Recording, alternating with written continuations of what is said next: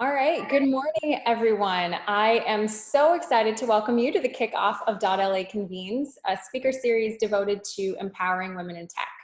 I'm Kelly O'Grady, dot.LA's chief host and correspondent and head of video. First, I'd just like to take a moment to thank our partner for this event, PledgeLA, for being just as excited about dot.LA Convenes as we are and for being so willing to help put this on. PledgeLA is a coalition of venture capital and tech leaders that work to measurably increase diversity, inclusion, and community engagement with the LA tech ecosystem, accelerating access and opportunity for all Angelenos. So they were a perfect partner, obviously, for this event. So just to give you a little bit of background, when we were thinking about the type of events we wanted to put on, we naturally kept coming back to what our mission is. It's no surprise that LA has seen the development of the vibrant tech and startup ecosystem across a number of industries. And that's where we kind of come in at dot.LA. We're a media and events company with a mission of shining a light on the innovation in this quickly growing community. So events such as today's are just one part of doing that. Obviously, COVID-19 is impacting us all, so we've quickly pivoted to virtual alternatives so that we can continue to successfully achieve our mission and, most importantly, connect with you all. When we first came up with the idea for dot.LA Convenes, we were inspired by the incredible women creating an impact in our community, but also acutely aware of the unique challenges women face in the space. So our aim with this event series is to create just a really safe space to have honest conversations, build connections among women in these underrepresented industries, and through that, empower women in our LA tech and media community. You know, I've personally been extremely passionate about this due to my professional and personal background, so I'm truly honored to be a part of this conversation today. Before we jump in, just a few housekeeping items. So all attendees are going to be muted for the duration of the strategy for the session. So we are going to have our lovely speakers displayed on video throughout, and I really want to stress this part. Our aim is to make this a two-way discussion. So we really want to hear from you. At the bottom of your screen, you're going to see an icon for Q&A, raise hand, and chat. So please feel free to submit any questions that you have in the Q&A section. This is your chance to ask these truly inspirational women your burning questions. A recording of the discussion is going to be posted on the dot.LA website by the end of the day. And then, of course, please make sure to sign and subscribe up to your daily dot.LA newsletter to catch every headline. Had to put that plug in there. All right, so let's get to it. The theme for our discussion today is timely and very intentional. The new work from home reality is proving tough for us all, even though I'm in sweatpants below here, but you can't see. But it presents a really unique set of challenges for women, I think. To that end, we've assembled a lineup of really incredible women, rock stars in their fields and champions in the community. I'm going to briefly introduce each of them, and then ladies, I'll ask each of you to dive in a little deeper on who you are and what has been your experience with working from home. So first up, we have Beatriz Acevedo. Beatriz is the co-founder of LA Collab, a Hollywood initiative to double Latino representation in Hollywood in front and behind the camera by 2030, so 10 years from now. She's also the president of the Acevedo Foundation and was previously the co-founder and CEO of Me Too, the leading digital media brand for young Latinos in the US. And honestly, if that wasn't enough, which is already incredibly impressive, she also sits on numerous boards like Mayor Garcetti's Tech Council, PledgeLA, our partner for today, and is in the process of starting a new fintech company, which I'm really excited to talk to her about. We also have the pleasure of welcoming Joanna McFarland. Joanna is the CEO and co-founder of HopSkipDrive, the innovator in youth transportation. So what's HopSkipDrive? It's a ride service that helps families and schools get kids to where they need to go safely and dependably with a network of more than 7,000 highly vetted care drivers. They currently serve 18 markets in 8 states plus DC and work with over 200 schools and districts as well as thousands of families every day. Super impressive. Before co-founding HopSkipDrive in 2014, Joanna spent 15 years in product management, building and scaling businesses for top technology, including Wedding Channel, Green Dot, and YP.com. Really excited to talk about how HopSkipDrive is pivoting amidst COVID today. And then finally, I'm really excited to introduce Morgan DeBaun. Morgan is the CEO and founder of Blavity Inc.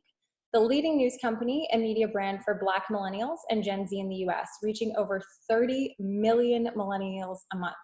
It surpassed the digital traffic of many legacy Black media brands. Super impressive. Since launching Blavity, the brand has grown quickly to be a strong voice for viral culture, social commentary, and a platform for young curators to showcase their work.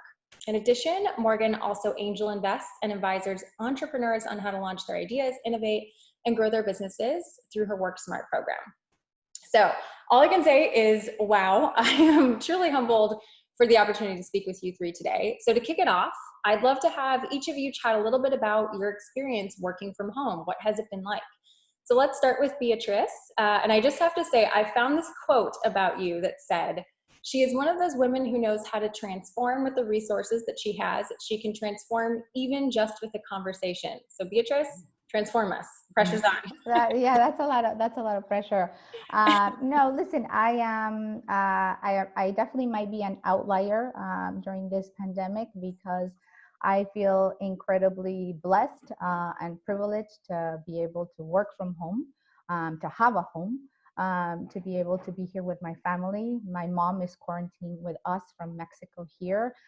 So it's, feels very, very normal, very multi-generational household as Latinos usually live in. So we have the grandma and the parents and the kids and the dog. I tend to travel a lot, during my previous life at Me Too. I traveled probably a few times a week. And I've continued to travel after that. So for me to be able to be home for 7 straight weeks is really a luxury, and I've enjoyed every second of it. Obviously, there's challenges. I don't have an office in the house that I can shut a door. This is my dining room. So maybe one of my teenage twins will walk by at any moment asking me for breakfast or that the internet's not working. At the beginning, I felt pretty mortified when that happened on a call. And now I just think it just humanizes, men and women, right? Like your dog jumps up or your mother walks in and asks you a question in Spanish, or the kids need something, and it's okay. That's who we are. And we can still, be moms and be CEOs and be social justice advocates. So I'm enjoying my time. I'm working a lot. I think I'm working more than before. Because there's so much need, obviously, in the world, in our country, in our community. So a lot of my philanthropic efforts, I've ramped up tremendously in the middle of starting a new company. So, but I'm happy, I'm blessed, I'm grateful, and I have challenges, but certainly not as big as many other people in our communities. Awesome. There's going to be a lot to dive in from there. Joanna, I'd love to hear how this is going for you. Yeah.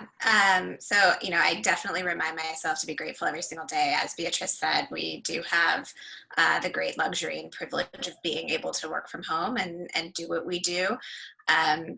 I have not enjoyed every single minute of it. As Beatriz has, I have 2 small kids, ages 12 and 9, who are really grappling with homeschooling, and my husband works from home, so this is not unusual for him, but he now has these 3 interlopers who are here every single day. And so, we try to take every day on a day-by-day basis, and every day I think is different, and sometimes we have good days and sometimes we have bad days.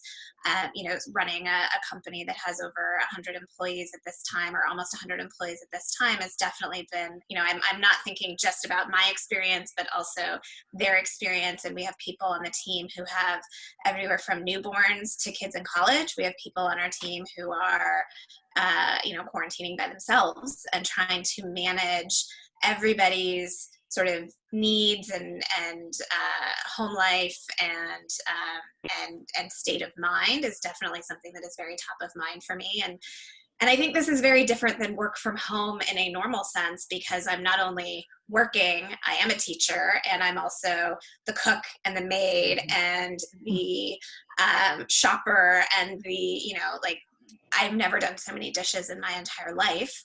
And so you just add all of that up, and it definitely feels like I'm working harder than I ever have before, but I am also busier with other things. I think being able to take that moment for yourself and the self-care is harder than ever, because there is just, even though I'm not traveling, I'm not commuting, I'm not doing the things that I was doing in my past life, the amount of responsibilities has only kind of exponentially grown.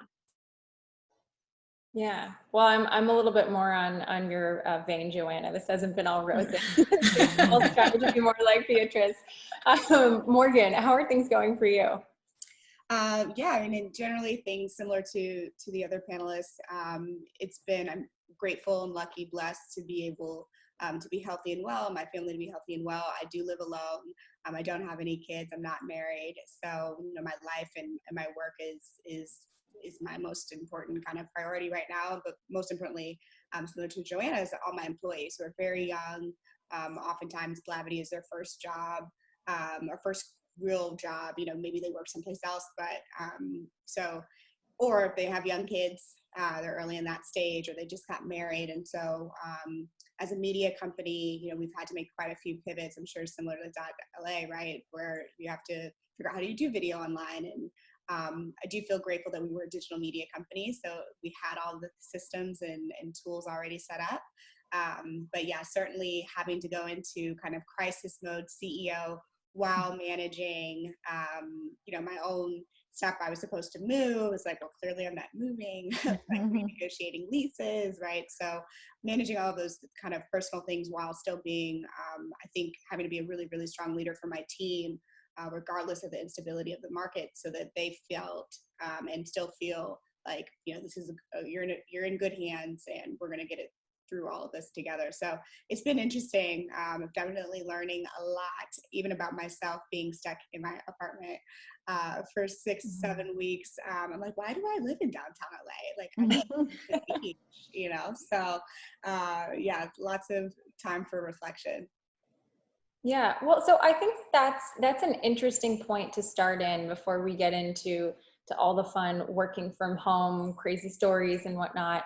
But each of you are impressive women that are leading companies through times of transition. So Morgan, I'd actually love to hear more, from you first, and then we'll go down the line. But how are you thinking about Blavity in this time and pivoting and being there for your employees? Yeah, so Blavity has 5 different brands. So we started early on with having different lines of revenue. So we have a pretty diverse revenue streams, from just display ads to, of course, our big conference, Afrotech, but also digital content and direct-to-consumer subscriptions and memberships. So we already had a lot of legwork done to make sure that if any given thing kind of dropped, that we were able to be stable as a company. So it certainly happened faster than I think we were anticipating, but we were more or less prepared. So from a business point of view, that was the first step, was just like do all the projections, right? Like all the scenario planning, pull up the worst case scenarios, meet with your investors. I don't think I've had more investor calls. I'm like, you guys we're fine. it's week 7. Like, I got through it, and I'm like, oh, you guys, they're bored because they can't invest right now. So they're just calling all their portfolio companies. And they're not traveling just like we aren't. So, that's been interesting, just like managing the board and the investors and doing the financial planning. But then from a business point of view, with our team, we did layoffs and furloughs and had to make some really tough choices, which I think emotionally I wasn't fully ready for, which I don't know that anybody really is ready for that, but it's very difficult to make tough decisions about your team, especially when they did nothing wrong, like especially when there wasn't a performance issue. I didn't make a business mistake as a leader. It wasn't like we made a misstep, and that was really, I think, very tough for me. And I'm grateful that I have a huge, awesome team of directors where we could kind of make those decisions together as a group, but ultimately it's my responsibility. So I think that was the hardest part, to getting through it. And then once that's done, making sure that morale is okay, making sure that people feel secure and safe, that they know that, we're not going to do another round of layoffs. And so it's definitely been, like I said, a fast learning curve to make sure that I can be the best leader as possible. Yeah, absolutely. I mean, that's an incredibly tough thing to be going through, both on the employee side, but also as a leader. And Joanna, you are obviously at HopSkipDrive, and I'd love to hear about how you also are thinking about pivoting during this time. Yeah, so, we drive kids to school. You can imagine what that means when school shuts down, right? So we saw an immediate hit to our business, starting, I think, March 13th. It was really the week of March 10th, March 9th, whatever that week was, as districts around the country and all of our markets started to close. And we, immediately we made some changes. We unfortunately also had to do some layoffs and some furloughs, and that was, as Morgan said, incredibly hard to do. But we wanted to make sure that we did it early, and we did that, and then met with the whole team. And it was March 13th. I remember that because it was Friday the 13th, which is just on so many levels weird, perfect, awful. Met with the team, tried to bring the whole team together, and then left and closed the office and haven't, been in person together. So I think also managing those kinds of really hard company events and decisions when you can't be in person together is a huge challenge. And so we've been focusing a lot on culture at this time, and team, and how to engage the team when everybody is on video.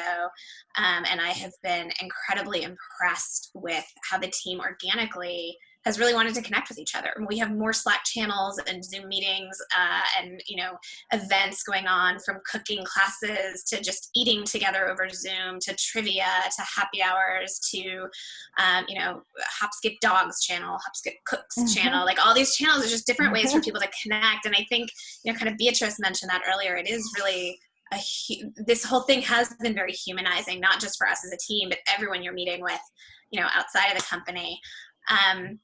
But we've also made some shifts. Right now we are pretty much, school's done for the year. So we are, very, very focused on back to school, and we're continuing to sign partnerships and continuing to gear up, because schools are trying to figure out what does going back to school look like.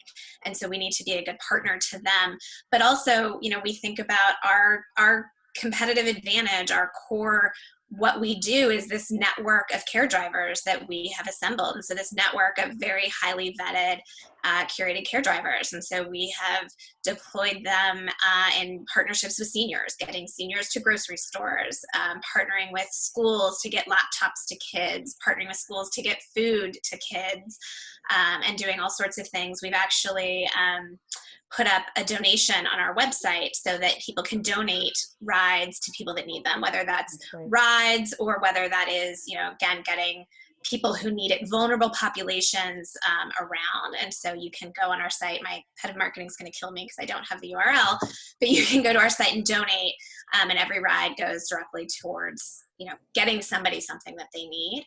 And so the team has been very focused on that while we're in this time, while also setting our sights on back to school. Yeah, I mean, that's so impressive, both from you and Morgan, how you've been able to pivot and accelerate things. Before I move on to Beatriz, I actually just wanted to ask you a follow-up question, Joanna. You're all across the country. How are you dealing with working from home and time zones and facilitating all of that, like virtually, Yeah, it's so, fortunately we do have a very distributed team. And so we had a very strong remote culture to begin with. And one of our execs lives in Denver, and he made a really big push early last year to say, hey, if I'm going to do this, like, the whole team has to get very comfortable. Every meeting that we have needs to be a Zoom meeting, and every attendee needs to actually be on that Zoom, even if they're sitting next to each other in the office.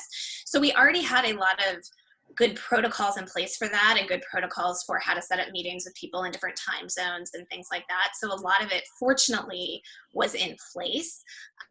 But we also have a very strong in-person culture as well. And so for us, it's really been about how do we bring that online, and we've been working very hard on that. And also, I think just really understanding, and I think a big part of it is understanding and expectations setting, right?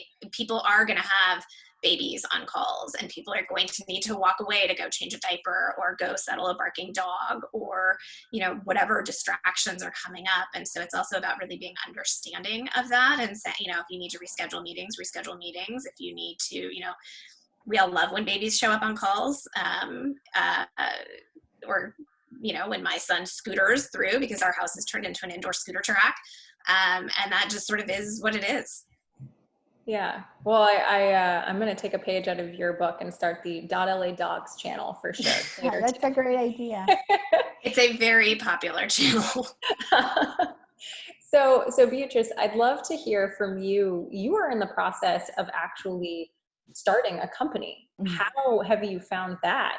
You know, meeting with people on Zoom, building that trust. Like, take us through how that process has been going through you. Yeah, I mean, I had this thought in my mind for a while, that I wanted to build something that related to finance and our underserved communities. And you know, I, like anybody, I was taking my time, and I thought I'm going to build the perfect deck and, you know, the perfect business model, and maybe by the end of the year I'll do something about it, and I can maybe do a launch in 2021. But because of everything that's happening in our country, and I had talked very preliminary to a few investors that just had asked me what's new, what's next for you, and just said I have this thought in my mind. And they actually reached out during this time and said, I mean, are you looking at the numbers? Are you looking at how, you know, Latinos are pretty much, and many communities and communities of color first are going to be losing the little wealth that they've built over generations. You know, what's happening? Wouldn't this be the time for you to launch this? And I just thought, oh my God, like this sounds crazy, but as crazy as it sounds, it's also, you know, in a moment of crisis, there's always an opportunity to do something. And so I thought, okay, well, I'm gonna get going, and I'm gonna give it a shot, and started calling people that have worked with me in the past, who I already know and trust, but also new people that have been recommended, whether they were designers or engineers, and I've just done it through Zoom, and we've had, and I really felt very connected, I have to say, just, you know, thinking about like, oh, I've never really launched a company via Zoom primarily, because, you know, I had a meeting with one of the investors just yesterday. I did take the meeting from my bathroom because it was at 7 a.m. She's in Chicago. And, you know, there was no other place. My voice is very loud. So I knew people would complain in my household if I was anywhere else taking a 3-hour brainstorming, whiteboarding session, looking at a business model. So I did apologize, because you could see my, you know, shower in the background, but it's okay. And it was incredibly productive, you know, so I've been very surprised at how fast we've moved, how many things we've accomplished. And, you know, it's definitely a new one for me to launch something virtually, to motivate teams, to get them excited about something new. Startups are not easy by any means, but I think that what we want to do with closing the generational wealth gap for our communities is very, very important, and it's going to be very critical now. So I'm very excited, and so is the team. Yeah, I mean, that the shower story is great. I love that. I've had some of those that thankfully I've been able to take some audio calls when I've been doing that, but it's an interesting one. So I'd love to follow up a little bit on what you said and start with you, and then maybe go over to you, Morgan. So building trust and building relationships with people is obviously critical when you're starting a company, but I think it's also one of the things that's really important for us as women to continue to build our network and build mentor and mentee relationships as we continue to advance in our careers. So I'd love to hear from you, and we can go down the line. How has this changed, and what strategies have you utilized in order to still build your network, still find mentors and mentees? I feel very lucky that I have a pretty strong network. I'm always up for meeting new people. I wouldn't say that I'm the type. I know other people are like, you know, every week, you know, have lunch with somebody new that you don't. I definitely don't do that in general. I'll meet them randomly, or if I'm invited to a dinner or a conference, but I'm not one seeking them out at all. I do a lot of mentoring myself. I think it's been less pressure for me now that I don't need to meet people in person. I say if I need to have another cafecito, another coffee with a Latina entrepreneur, I'm just going to be so caffeined out. I think it's been better because there's been so many of these Zoom conversations happening. Yesterday I was in 2, today I'm in another 2. And there could be like, you know, a bit more scalability in the advice that you're giving them, because it tends to be a lot of the same questions that they ask you. So for me, it's actually been a better way to scale myself, if there's something like that. to be able to do the mentorship a little bit more broad. So it's been better than to have to be scheduling breakfast, lunches, dinners, drinks, when it's a live thing that, takes a lot of your time. You certainly want to be, want to contribute to somebody's growth in their career. But it takes a lot of time, especially when you are already so pressed with your own time, whether it's running a company, starting a company, being a mom, traveling. So in that regard, I found it to be easier. I certainly haven't done any networking during these 7 weeks. I mean, a lot of emails with the people I already know who have been incredibly gracious when I have emailed them, 6 out of the initiatives that I'll be launching more in the philanthropic side during this month. Everybody responding very positive to support our communities.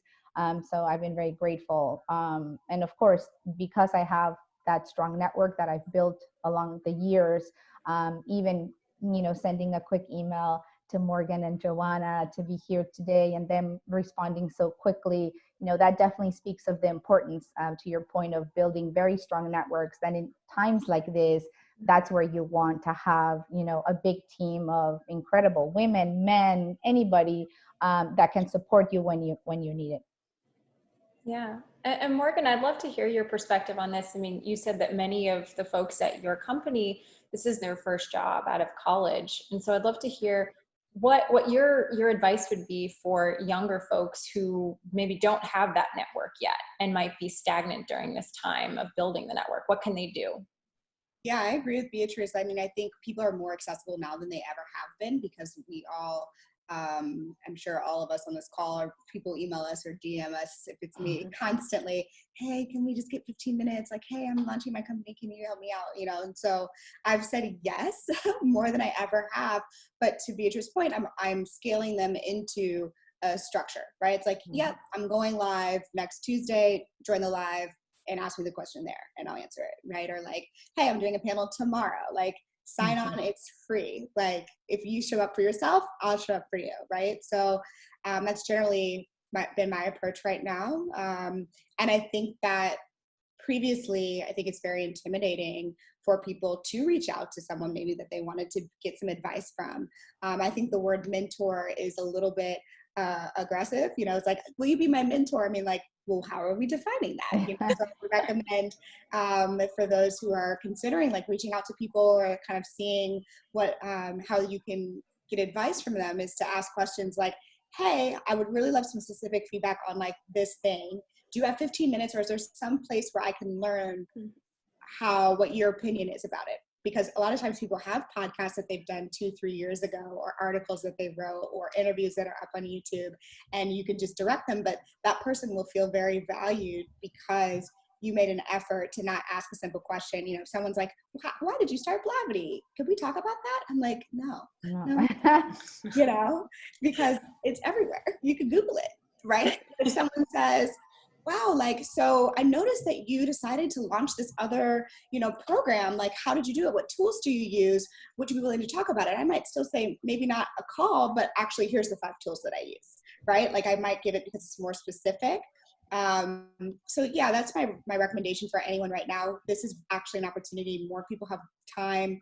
And generally, because we're not traveling, things are also just cheaper, right? So, we, even for some of our events, we've done honorariums and been able to get amazing speakers that we would have typically not been able to get because they don't have to travel across the country. They don't have to give 2 days, right? And so that's something else to consider, that if you are in a place of privilege where you can pay for a mentor and advisor, people might be open to that right now.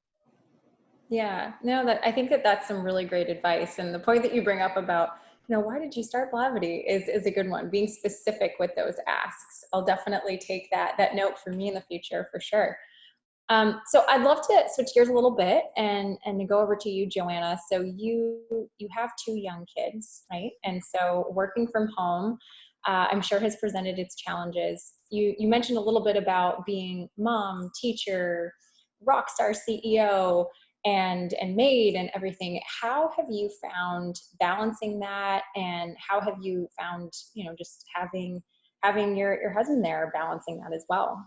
Yeah, it is definitely day by day. And each day is a little bit different. I saw something, some meme the other day, like whoever thought we'd become our kids' assistants, but it is totally true.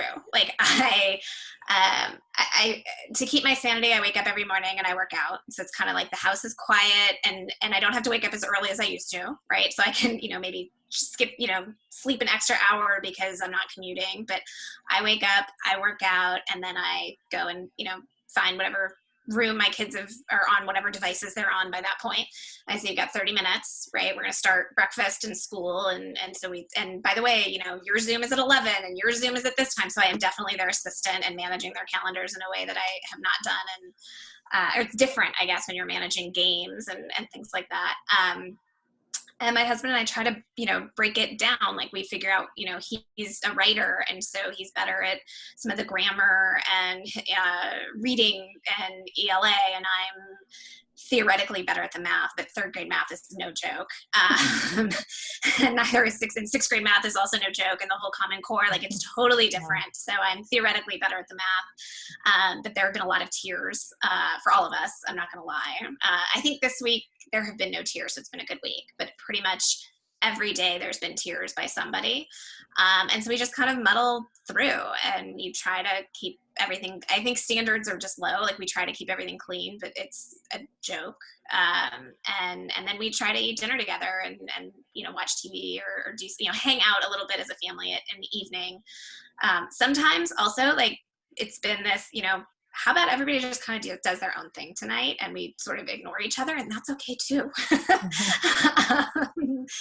And we're just, I think, surviving. I like to take walks. That has been a saving grace for me, to take walks in the afternoon. I attempt to get others in the family to join me, and I have varying conversion rates at that. Yeah. No, I mean, I fully hear you. I'm here with my parents and my fiance, but sometimes I feel that same way. Just everyone's taking a little beat by themselves at night. It's nice to de-stress.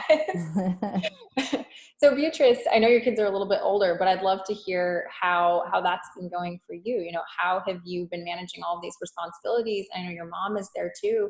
How have you found being a CEO, but also kind of entertaining everyone too?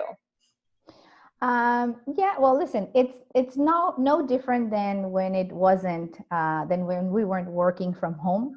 I'm used to getting these very funny WhatsApps. That's a very Latin thing. Instead of texting, somebody in your family will send you a WhatsApp for some reason.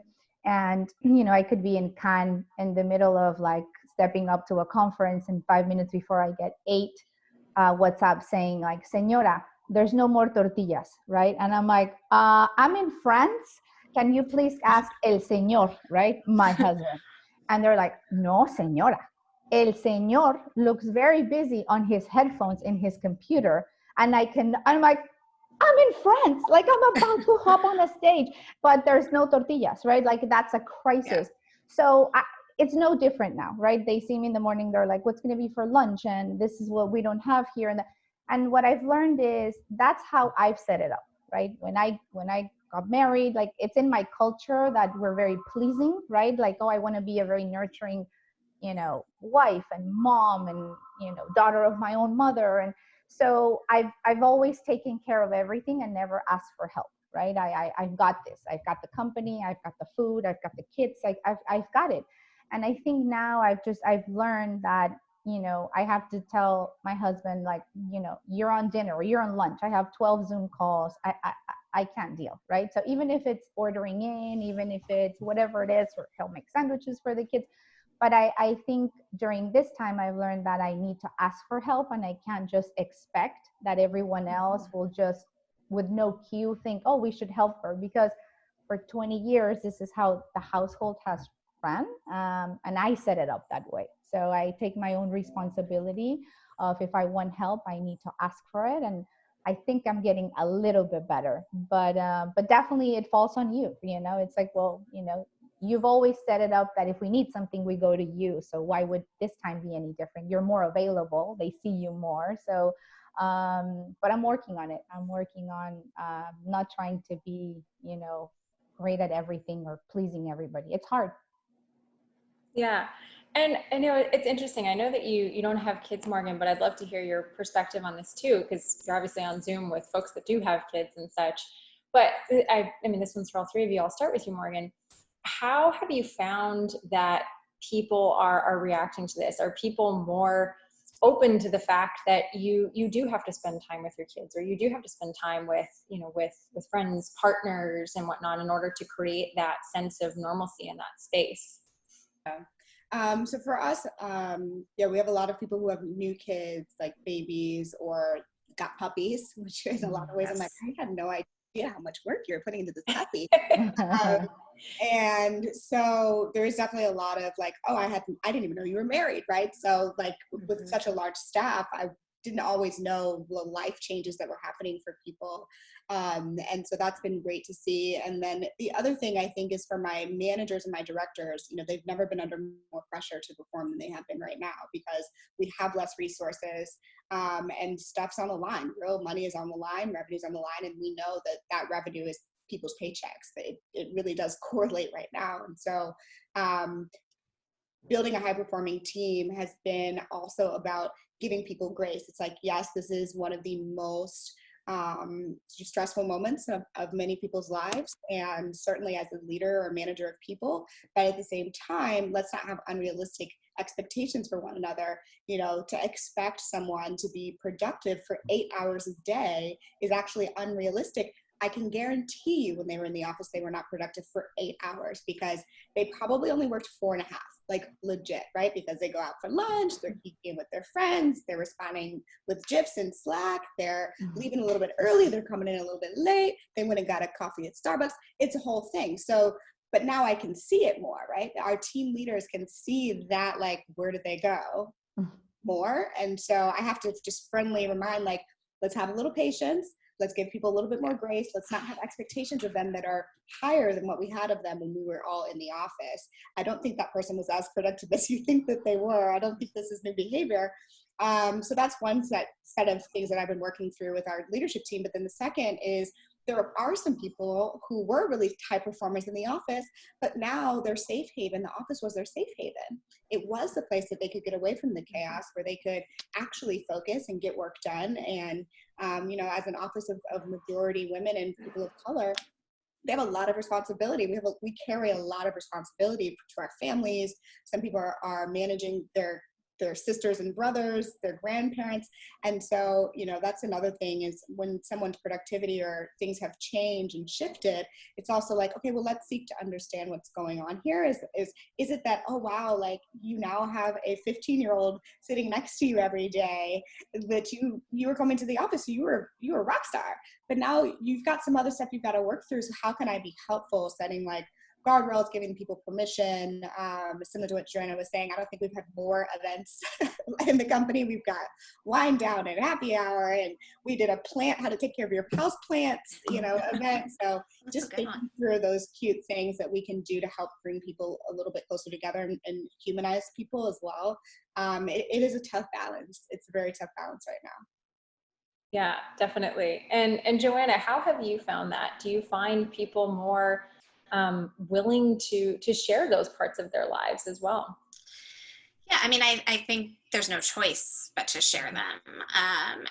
And so I think, like I said, we've done so much at the company. We even had a Zoom just for caregivers, and we defined it broadly as caregivers because some people are living with their parents. Some people, like Morgan said, are taking care of brothers and sisters. And we just got, it was voluntary, but I was surprised at how many people showed up. And it was really just a sharing session. And it was really interesting to hear, some people are more anxious than ever because they don't feel like they're contributing, and having to explain, exactly what Morgan said about productivity, and productivity at the office isn't really 100% ever either. And how do you manage through that? And how do you manage your expectations, and how do you help people manage their own expectations? Because there are people who are used to being rock stars and now who can't, and that's adding to their anxiety and adding, and so trying to manage that and help them manage that.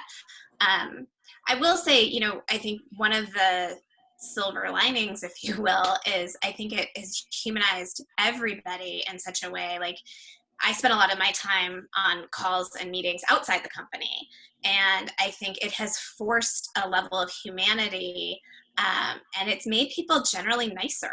right? Because now you're talking to investors or board members or partners or customers, and their kids run through the screen, or, you know, they're in a bathroom having the call, and it forces a connection that may not have been there, and it forces the personal conversation. You know, you don't just jump into business, you kind of talk about the situation, and I think that it has fostered a much deeper level of connection and intimacy, and a much deeper understanding that we are all human and there is more to us than the particular content of this business call that we're on.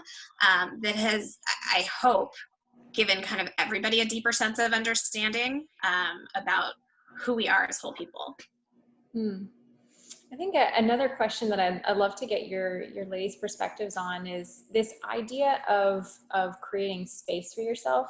Because I think it's true what you just said, Joanna. There are some people that are used to being rock stars, and now that we're at home and we don't have to do the commute, you could literally work until, you know, midnight, past midnight. So how are you all, and we'll start with you, Beatriz, creating space for yourself and taking time for your mental health to make sure that, you know, that you're healthy, not just because you don't have COVID, but, you know, healthy as a person? Sure. I've never, I'm sorry, I've never been the role model of self-care. I certainly tend to put myself last on that list.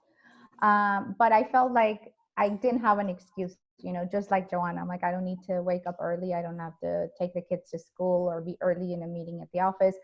So that time, I'm like, my Peloton arrived like 3 days before I mean, it was like the perfect timing. Every time I get the charge on my credit card, I'm like, and I was considering, I was like, I'm going to do a 30-day trial and see if I like it. I'm like, this is the best investment of my life. So I think that's been amazing. And I'm like, you know, my eating was really off the rails too, because you have so many meetings, so much travel, so much of that. So I've been able to really eat the way I've been wanting to eat, to feel good more than anything. So I think I've done a much better job during these 7 weeks than I've done in the past 7 years. Because the time is not an excuse for me anymore. Sure, I can work till midnight, and I do, but I'm like, I can definitely take a half an hour break and jump on the bike, or, you know, I have the choice to, you know, go for a slice of the challah bread or grill myself a, you know, chicken breast. So, I mean, I will always go for the challah, but I'm trying hard not to. So it's been actually good for me. It's been good. I've really been focusing on setting that time for myself. Meditation. I love to meditate. Sometimes I would just leave so early that I'm like, I'll get to it later, and I never did.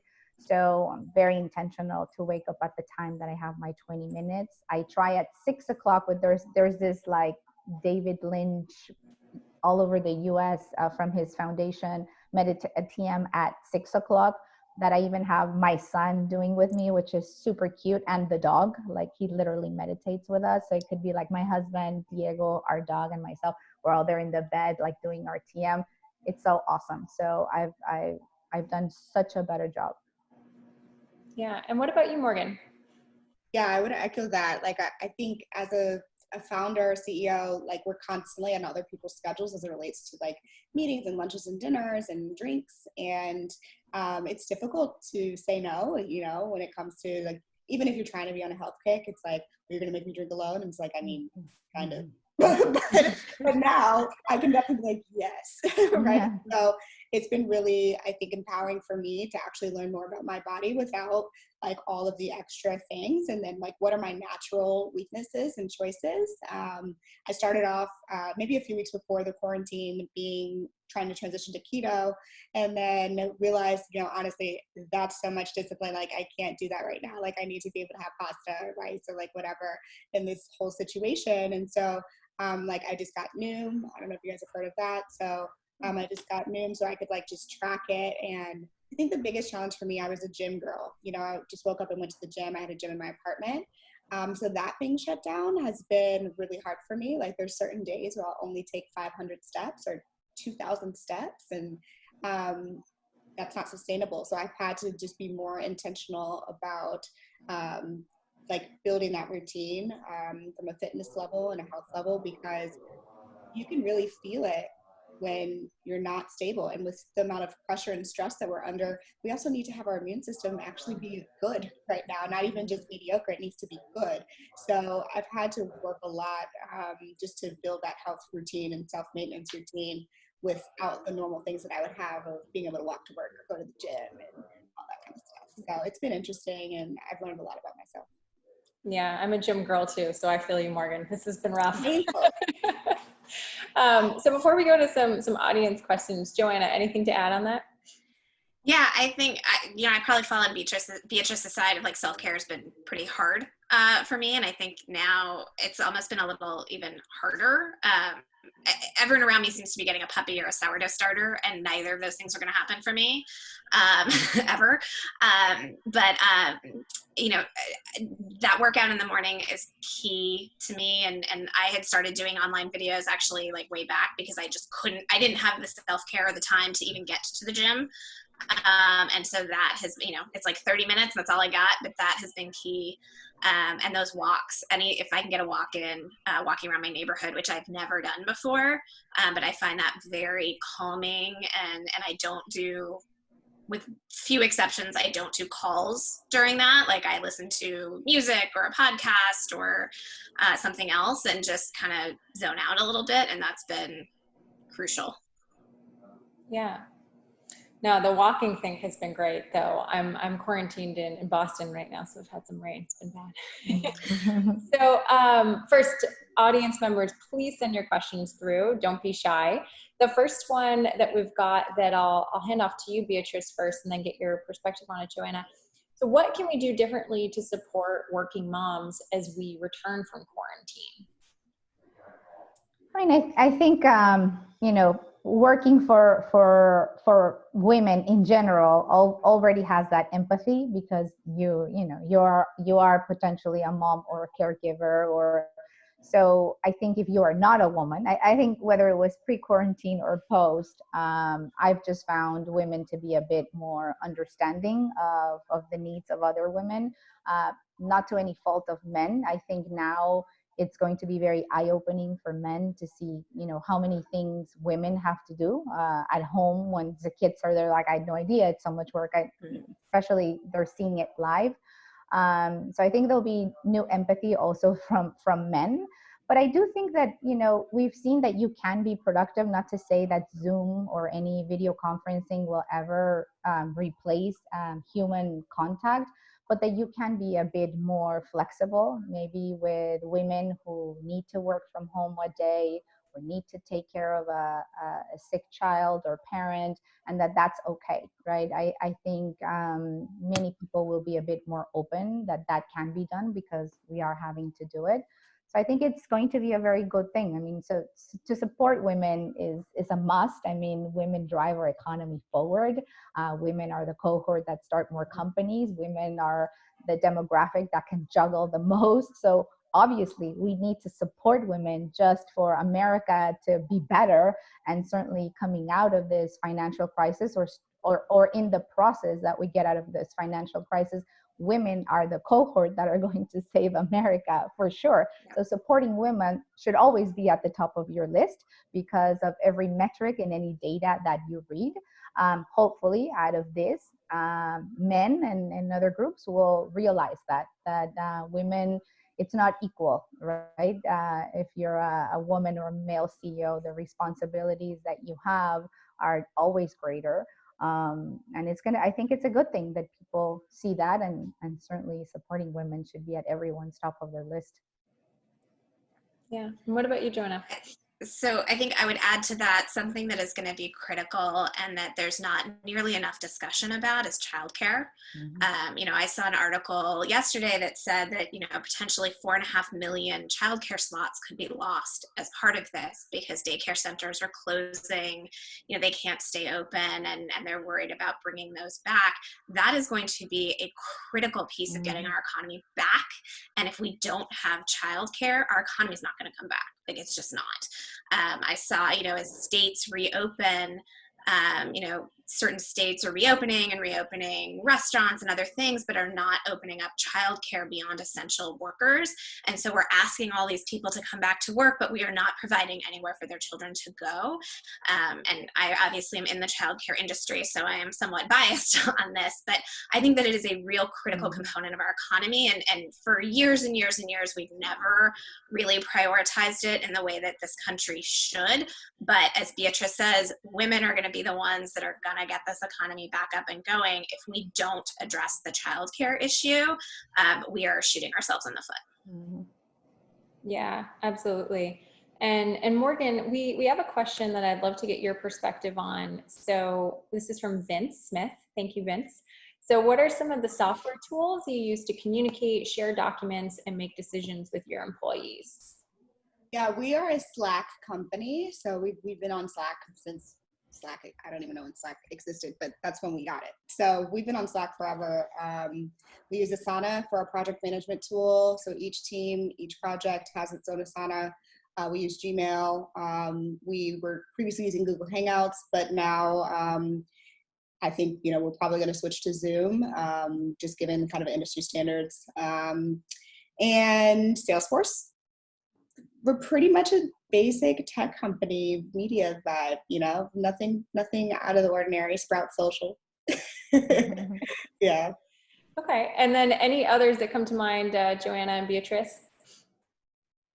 I'm starting to use Monday, just because somebody recommended it for this new company. I'm really enjoying it. I had a tutorial on it yesterday. I found it fascinating. So giving Monday a try, but same, Slack, Teams, with some other companies that I work with.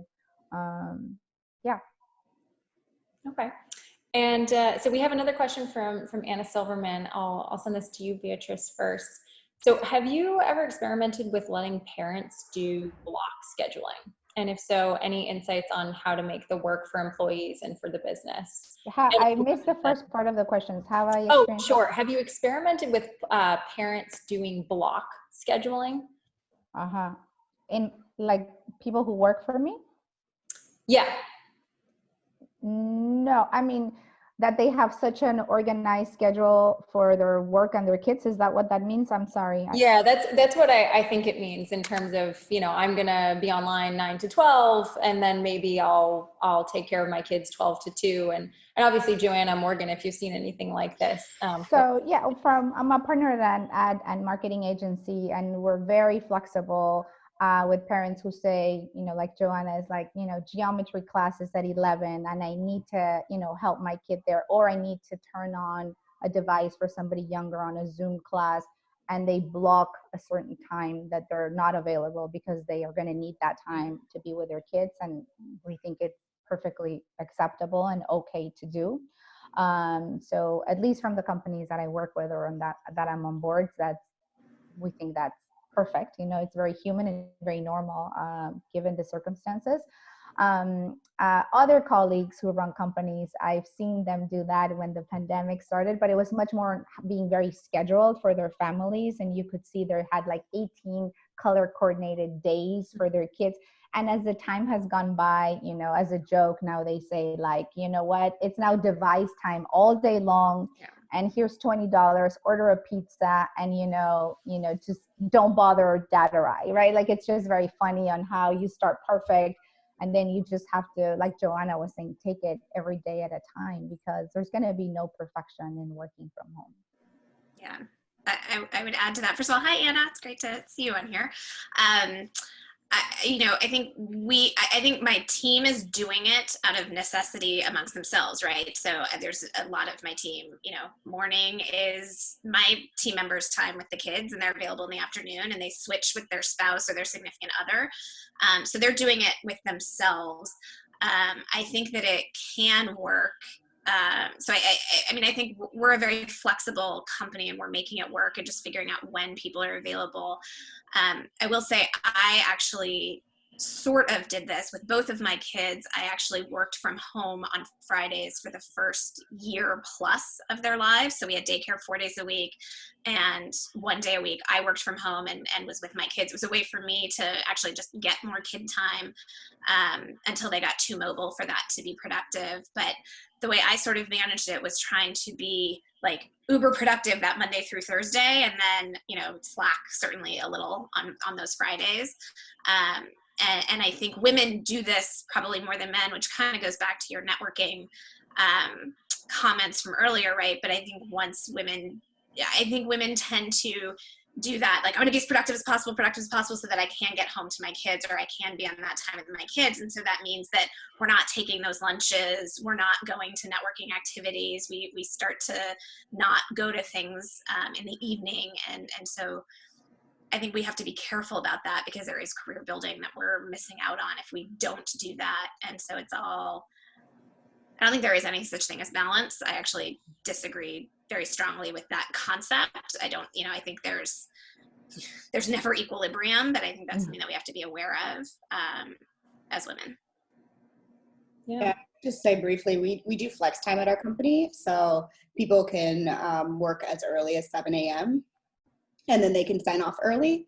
And so, or come online, or previously come into the office as late as like 10:30, 11, and then, you know, work a later shift. So it would really depend on, we just need core business hours across the company. So it's like everyone for 4 hours is working, you know, and then anything above and below that, it was kind of on you to figure it out with your own team. And I think that was really helpful, because we had a lot of people who had kids and families and needed to manage pickups and drop-offs in LA. Of course, we all live here. You know, it's not a trivial thing to have to travel in traffic both ways.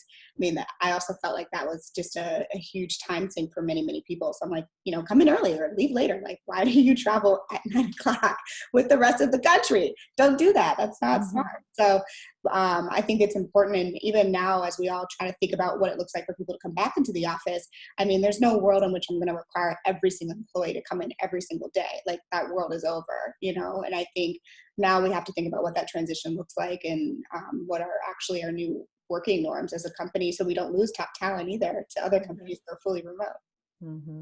Yeah, I think that's a really good way to segue. One last question I'd have for Joanna and Beatriz is just to quickly comment on that. You know, do you think that coming out of this, you might see less of that in-person time as well?